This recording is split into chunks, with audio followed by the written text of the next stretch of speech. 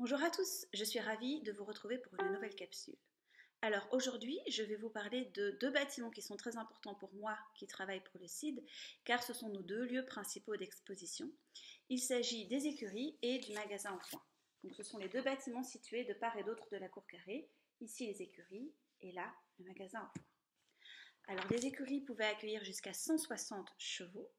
Tous travaillaient en extérieur, notamment à l'acheminement du charbon depuis le Grand Ornu jusqu'au canal qui reliait Mons à Condé-sur-Escaut. Alors, ces chevaux, en fait, tiraient des charrettes dirigées par des charretiers jusqu'en 1830.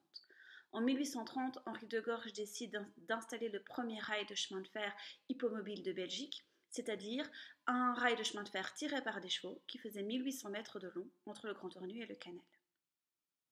1830, c'est également l'année de la Révolution belge. Et donc, dans ce climat d'instabilité, les charretiers vont avoir peur de perdre leur emploi au profit donc de ce rail de chemin de fer. Et ils vont se révolter contre Henri de Gorge, contre le Grand Ornu. Et on va avoir un événement qu'on appelle le pillage de Gorge. Donc, il va y avoir de nombreux pillages sur le Grand Ornu. La caisse va être volée. Et la légende raconte qu'Henri de Gorge n'a eu la vie sauve que parce qu'il s'est réfugié en fait dans le pigeonnier déguisé en mineur. Et donc le pigeonnier, c'est cette tour que vous pouvez voir ici encore actuellement quand on se trouve dans la cour carrée. Et ici vous avez les écuries. Il y avait également des chevaux qui étaient utilisés dans les galeries, donc dans le fond de la mine. Mais une fois qu'un cheval va descendre, on ne va plus le remonter. On installe des petites écuries dans les galeries où les chevaux vont pouvoir manger et dormir. Et on ne les remonte qu'à la fin de leur carrière, bien souvent aveugles, car il n'y a pas d'électricité au XIXe siècle.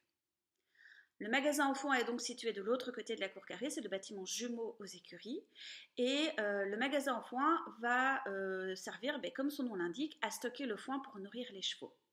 Quand les chevaux vont être remplacés par des locomotives à vapeur, le magasin au foin va avoir une nouvelle utilité et va être transformé en sucrerie entre 1854 et 1874, donc à peu près pendant une vingtaine d'années. C'est pour ça qu'aujourd'hui, vous pouvez voir une cheminée ronde sur le site que vous pouvez voir ici sur la photo, donc juste derrière le magasin au foin. Et par la suite, le magasin au foin va servir d'endroit simplement de stockage au matériel des mineurs.